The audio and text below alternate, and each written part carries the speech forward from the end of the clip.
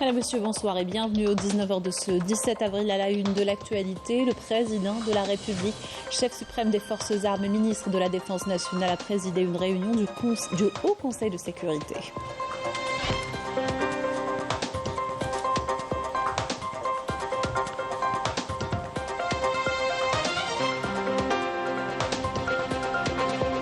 L'Algérie dépose un projet de résolution au Conseil de sécurité préparant et exhortant au vote pour l'adhésion complète de la Palestine à l'ONU. Le ministre des Affaires étrangères prend part à des réunions préparatoires.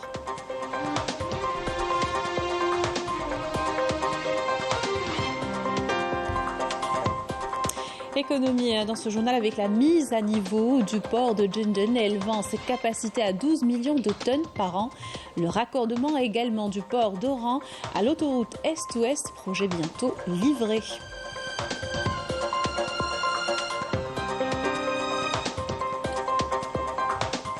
Journée du prisonnier palestinien, la détention arbitraire, l'une des nombreuses armes sionistes.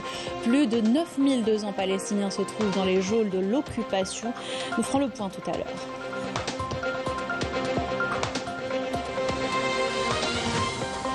Nous irons ce soir à la rencontre des nombreux pêcheurs sur la corniche algéroise, une activité qui apaise et cultive la patience. Reportage dans cette édition.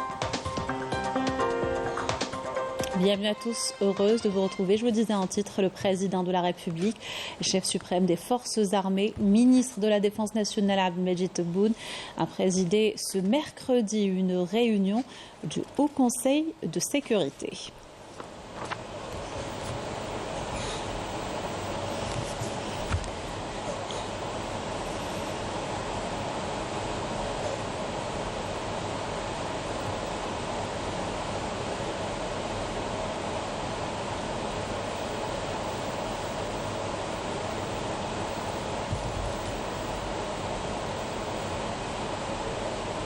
Réunion du gouvernement également ce mercredi, présidée par le Premier ministre Nadel Arbaoui, est consacrée à l'examen de l'avant-projet de loi fixant les règles relatives à la concurrence.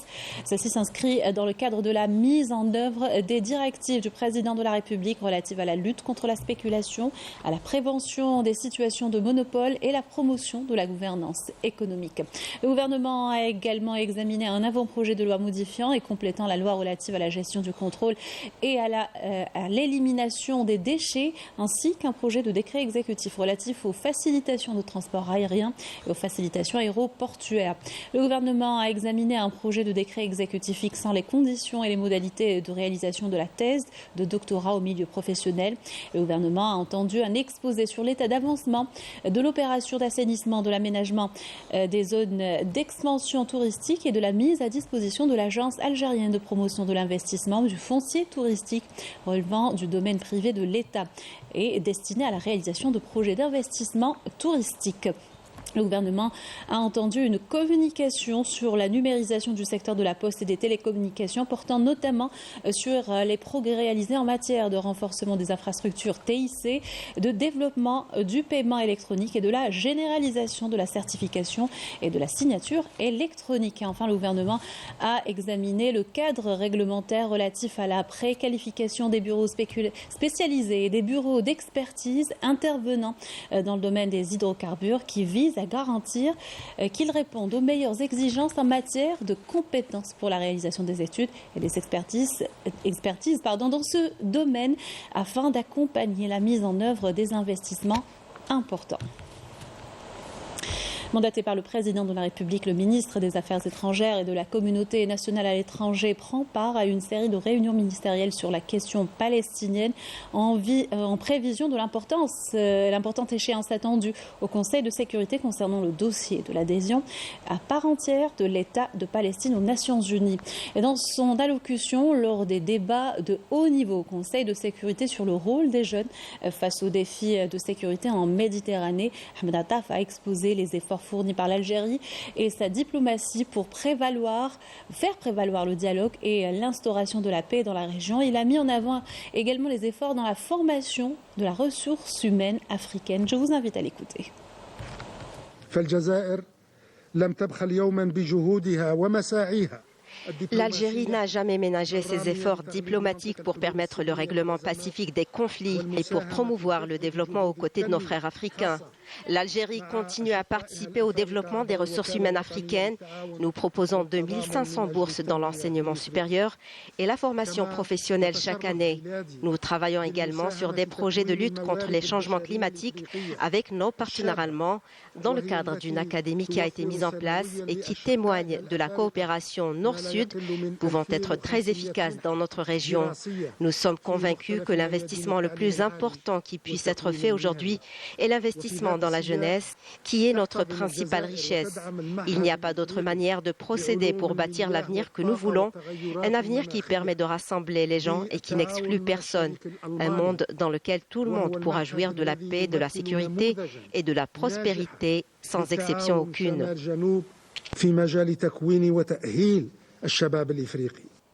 Ahmed Attaf s'est entretenu avec l'envoyé spécial du président palestinien et membre du comité central de l'Organisation de libération de la Palestine, Zaïd Abou Amrou. Les deux parties ont abordé les derniers développements de la question palestinienne, notamment ceux concernant l'adhésion de la Palestine en tant que membre à part entière de l'Organisation des Nations Unies et la condition de relance du processus de paix au Proche-Orient. L'Algérie a déposé hier un projet de résolution au Conseil de sécurité exhortant l'Assemblée générale d'accepter l'adhésion à part entière de l'État de Palestine à l'Organisation des Nations Unies. Dernière étape avant le vote des membres du Conseil, une nouvelle démarche dans les efforts soutenus, fournis par l'appareil diplomatique algérien, conformément aux instructions du président de la République, Abdelmadjid Tebboune, qui avait ordonné d'œuvrer à rallier le plus grand nombre de soutiens afin de faire parvenir à la Palestine un statut de membre à part entière au sein de l'ONU. Toujours à New York, Ahmed Attaf a reçu hier au siège de la mission algérienne auprès des Nations Unies l'envoyé personnel du secrétaire général des Nations Unies pour la Libye, Abdoulaye Bathily, après la présentation de son dernier rapport au Conseil de sécurité sur la situation en Libye et l'annonce de sa démission de son poste. Lors de cette rencontre, Attaf a salué les efforts initiés par Bathily au cours de son mandat pour contribuer au rapprochement des vues entre les parties libyennes et permettre à l'État frère de Libye de tourner la page des divergences et de la crise de façon définitive. Une page économie à présent avec tout d'abord l'un des projets stratégiques pour le commerce national, la mise à niveau du port de Djenjen à Jidel. L'opération a permis d'augmenter sensiblement les capacités de cette infrastructure vitale à 12 millions de tonnes annuellement. Les détails par Abdelaziz Alim et Yasmine Massaoudi. Le port en eau profonde de Djenjen est le plus grand d'Algérie et parmi les plus importants en Méditerranée. Avec ses 9 terminaux, il connaît au quotidien une dynamique remarquable, notamment pour ce qui est de l'accostage d'un grand nombre de navires gros tonnage, transportant des véhicules, mais aussi une large palette de marchandises en tout genre, telles que le ciment, les métaux, l'acier et les céréales. Grâce à l'infrastructure, aux équipements modernes et aux capacités de stockage dont il dispose. À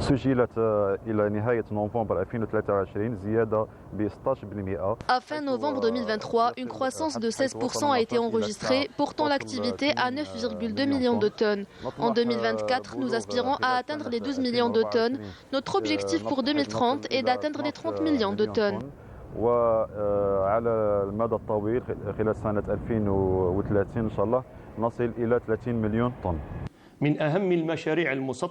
L'un des principaux chantiers en cours est l'extension du terminal à conteneurs, ce qui permettra d'augmenter la capacité d'accueil à environ 2 millions de conteneurs EVP et d'accueillir des navires gros tonnage de 14 000 EVP.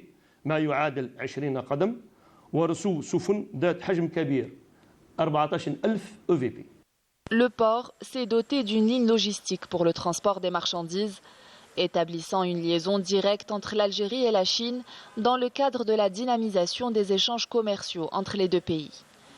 De plus, il dispose de systèmes et logiciels intégrés de gestion portuaire dernier cri, d'une capacité de traitement de 24 conteneurs par heure.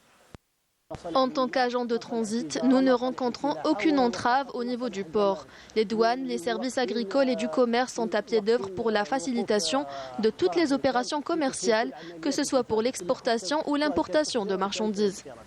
Il y a une augmentation sensible dans les opérations d'exportation et d'importation. C'est pourquoi tous les acteurs au niveau du port de Djenjen, tous secteurs confondus, sont mobilisés pour nous faciliter la tâche. Destiné à devenir un hub portuaire, il est attendu que l'activité de cette infrastructure augmente davantage durant l'année 2024, après réception et mise en service prochaine de 2 équipements de chargement automatique, destinés à l'accélération des opérations d'expédition des marchandises à exporter et à faciliter l'accostage, le chargement et le déchargement des navires, réduisant sensiblement le temps d'attente en rade. La route reliant le port d'Oran à l'autoroute Est-Ouest bientôt livrée. Les travaux ont été relancés. La levée des entraves après la levée des entraves, dans les nouveaux délais ont été fixés à un projet important pour accompagner l'envergure économique au port, plutôt du port Massine Hamia Malika Belel. Après la levée de toutes les contraintes et aléas essentiellement techniques à l'origine du retard dans sa concrétisation, le projet structurant de la voie autoroutière de 26 km devant relier le port d'Oran à l'autoroute Est-Ouest en est aujourd'hui à 90% de taux d'avancement suite à l'élaboration d'un programme de travail suivi rigoureusement par les services de la wilaya. Le projet comprend notamment une route sur mer d'une longueur de 2 km, un pont géant de 750 mètres et 2 tunnels, le premier de près d'1 km et le deuxième de plus d'1,5 km. كاين تونيل تقريبا 1 كيلومتر وكاين تونيل فيه كيلومتر ادمي. نعطوا قيمه للجوده ولا كاليتي et on respecte toujours les délais. Une fois réceptionnée, la route du port permettra de désenclaver les régions avoisinantes, de fluidifier la circulation routière et celle des camions gros tonnage de et vers le port d'Oran et dont le nombre dépasse les 1600 quotidiennement. Les autorités locales et les responsables du projet sont à pied d'œuvre afin d'achever les travaux de réalisation dans les délais fixés.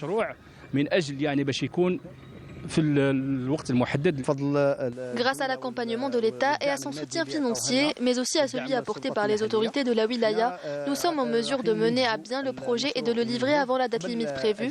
Il sera réceptionné au mois de juin. Durant les 2 dernières années, l'État algérien, à sa tête le président de la République, a pris une série de mesures pour évaluer le projet et en finir définitivement avec les problèmes financiers et techniques qui entravaient sa réalisation. Après plusieurs années de retard, la route du port verra enfin le jour et sera un acquis important dont bénéficiera la wilaya d'Oran. Ce tronçon routier est appelé dès sa mise en service à conférer une plus-value certaine à la dynamique de développement de la wilaya d'Oran. Le secrétaire général du ministère des Affaires étrangères de la communauté nationale à l'étranger, Younes Magraman, a reçu ce mercredi le président du comité militaire de l'OTAN, l'amiral Rob Bauer, en visite en Algérie jusqu'au 19 avril. Les discussions ont permis de passer en revue les relations de partenariat entre l'Algérie et l'OTAN, ainsi que les moyens de les renforcer davantage dans le cadre de l'exécution du prochain programme de coopération bilatérale intitulé Programme de partenariat individualisé. Les 2 parties ont également procédé à un échange de vues sur les questions internationales et régionales d'intérêt commun, notamment les défis auxquels est confrontée la région méditerranéenne, ainsi que les développements de la situation dans la région sahélo-saharienne et la question palestinienne. Le président de l'autorité nationale indépendante des élections, Mohamed Chorfi, a indiqué depuis Mascara que l'autorité a promulgué dernièrement une décision pour encourager la supervision participative de la prochaine opération électorale en impliquant les partis politiques, les représentants des candidats, la société civile et les citoyens pour une garantie maximale de transparence dans le processus électoral.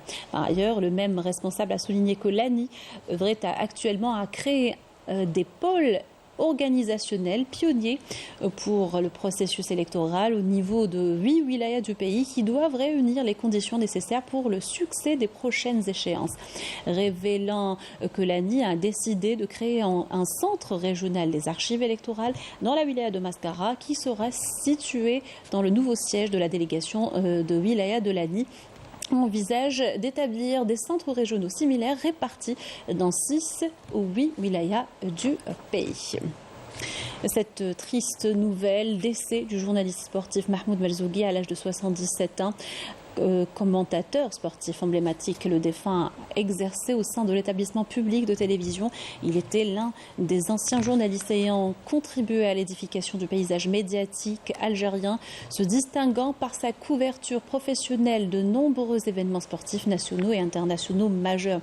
En ces douloureuses circonstances, la Direction générale de la communication à la présidence de la République présente ses sincères condoléances à la famille du défunt, à la corporation médiatique, les assurant de sa profonde compassion et priant Allah Tout-Puissant d'accorder aux défunts sa sainte miséricorde et de l'accueillir en son vaste paradis, saluant également la riche carrière professionnelle du défunt dans le journalisme sportif.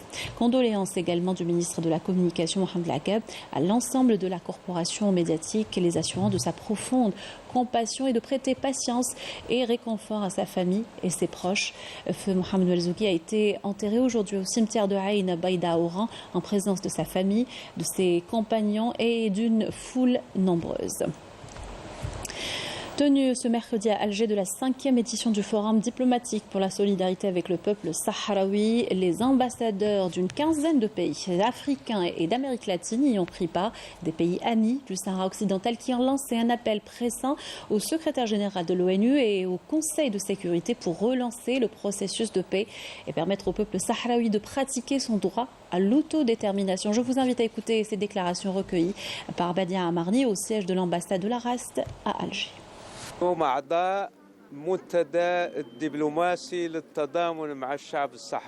Ce forum organisé au niveau de l'ambassade de la République sahraoui à Alger est composé des ambassadeurs des pays de l'Afrique et de l'Amérique latine solidaires avec le peuple sahraoui. Cela démontre encore une fois la solidarité internationale forte envers notre cause et cette réunion se déroule en Algérie, la terre des Chouhada. Nous sommes convaincus que les causes justes triomphent toujours. باش يتضامنوا مع الشعب الصحراوي ويقرروا المشاركة معه باش يظهر بأنه التضامن الدولي وحركة التضامن الدولي لم تتعب ولم تمل. Ce forum diplomatique est destiné à exprimer notre solidarité envers le peuple sahraoui. Nous avons aujourd'hui tenu la première d'une longue série de réunions préparatoires à la 6e édition du forum, dont nous avons proposé la tenue à Tindouf. Autre cause juste, la cause palestinienne et les bombardements continuent à Gaza où au moins 56 Palestiniens ont été tués par l'entité sioniste ces dernières 24 heures.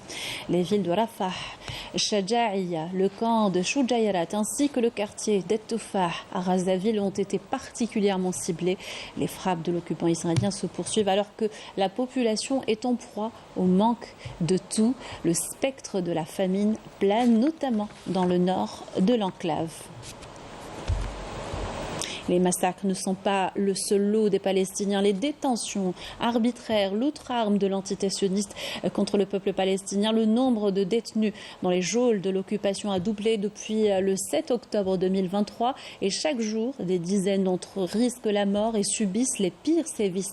Leurs familles sont intimidées et persécutées, nous dit Rina Lerari, qui nous en parle en cette journée du prisonnier palestinien. Aujourd'hui marque le 50e anniversaire de la journée du prisonnier palestinien, une journée de solidarité avec les milliers de Palestiniens détenus par l'occupant sioniste, commémorée dans un contexte d'intensification des campagnes d'arrestation dans les territoires palestiniens occupés, notamment depuis l'agression contre Gaza, et des pratiques inhumaines dans les geôles sionistes qui utilisent la prison comme arme de guerre. Célébrée le 17 avril de chaque année, pour évoquer le premier prisonnier palestinien libéré le 17 avril 1974, cette journée revêt une importance capitale pour sensibiliser le monde aux souffrances endurées par ces hommes, ces femmes et ces enfants qui luttent pour la liberté et l'indépendance de leur pays. Elle vise également à faire davantage pression sur l'entité sioniste pour obtenir une libération immédiate et sans condition de tous les prisonniers victimes de viles pratiques au quotidien. Humiliation, torture, détention arbitraire, peines disproportionnées, conditions de détention indignes, isolement prolongé, Maltraitance, absence de soins médicaux, mais encore des punitions collectives, démolition des maisons de la famille du prisonnier et non-remise du corps après son décès en prison. Et la liste est encore très longue. Je vais montrer son dos, tu vas rigoler, regarde. Ils l'ont torturé pour le faire parler. T'as vu son dos ?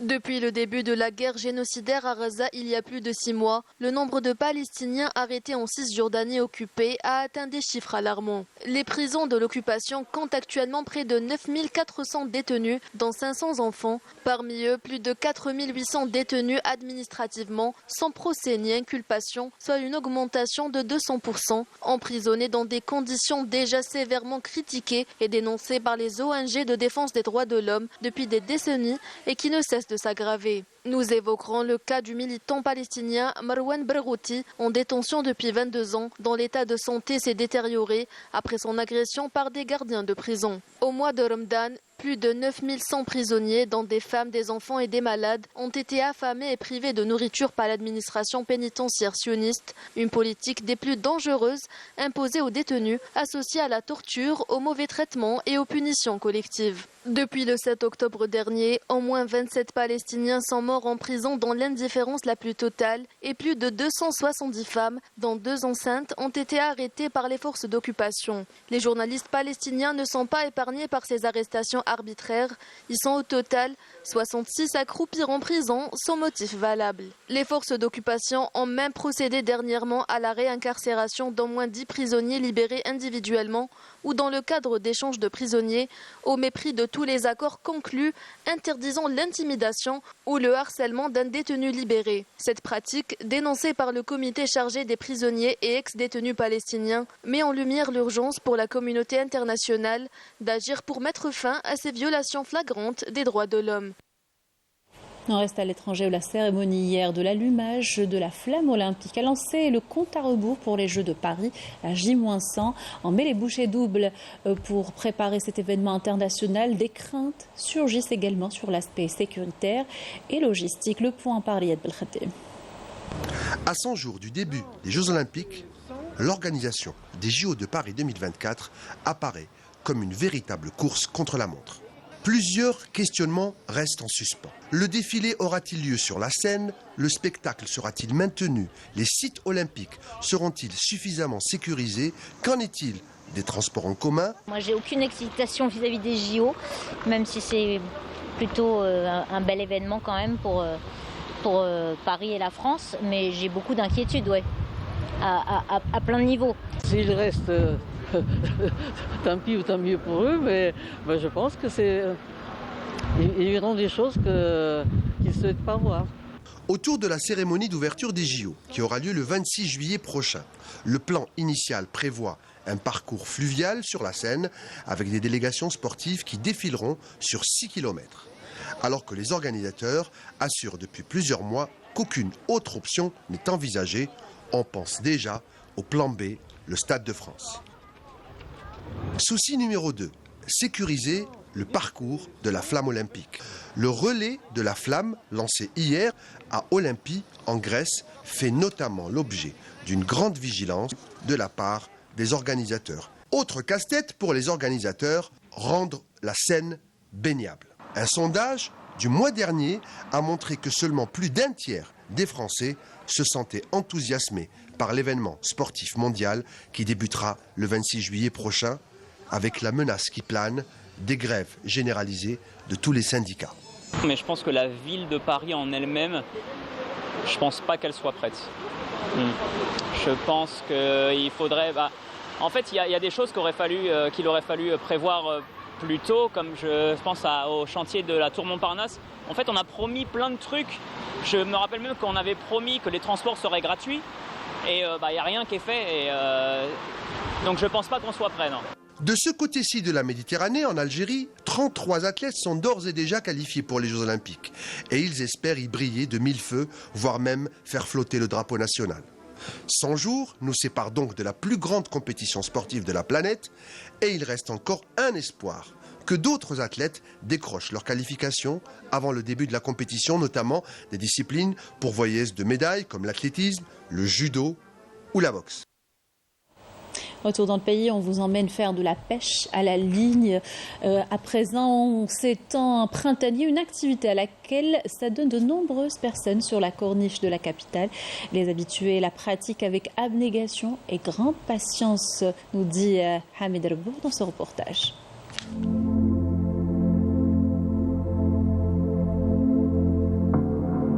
Pendant les belles journées du mois d'avril, il est devenu familier de voir de longues files d'amateurs de pêche à la ligne sur la belle corniche d'Alger. Des pêcheurs de tout âge recherchent les meilleures places pour s'adonner à la même passion.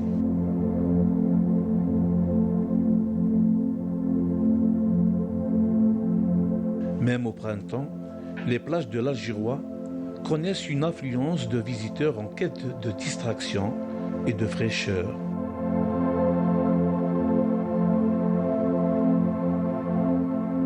Abdelkader, bien qu'il ne soit pas marin, il passe son temps libre à la mer, quelle que soit la saison. Décidé de bien profiter d'une journée de pêche, il met en place son dispositif. Les techniques de pêche à la ligne n'ont pas de secret pour lui. De nombreuses espèces sont utilisées comme amorce pour la pêche à la ligne, notamment la chevrette, qui est un excellent appât pour le sard, la dorade, le loup de mer et le pagre, généralement à proximité des rochers. من ناحيه الصيد كما نقولوا حنايا من البروبليم تاع الصياده بروبليم بروبليم كما نقول لك باش تنحلوا الستريس هذاك فهمت كيفاش في عود انسان باش يدخل القهوه ولا يدخل مثلا يروح كما يدخل في المخدرات لازم الانسان يفيتي كاع المشاكل هذوم راك فاهم كيفاش من الاحسن انسان يهبط للبحر انسان يريح والبحر سان بسيكولو كما يقولوا. Généralement, les mordus de la pêche préfèrent le moulinet à la canne fixe, quand bien même chaque équipement a ses points forts et contraintes. Les pêcheurs offrent une animation peu ordinaire sur un beau fond marin, secoué par les vagues qui viennent mourir contre les rochers. C'est un plaisir, c'est un sport en même temps. Surtout هذه لا بيش سبينينغ ما تقعدش في بلاصه واحده لازم ديبلاسمون في لي روشي في لي صاب وتحويسه او ميمكم هذه تخليك ديكوفري هاد لا ميثود تاع لا بيش تخليك ديكوفري البلايص هكذا كيما لي روشي لي بلاج ايزولي هكذا.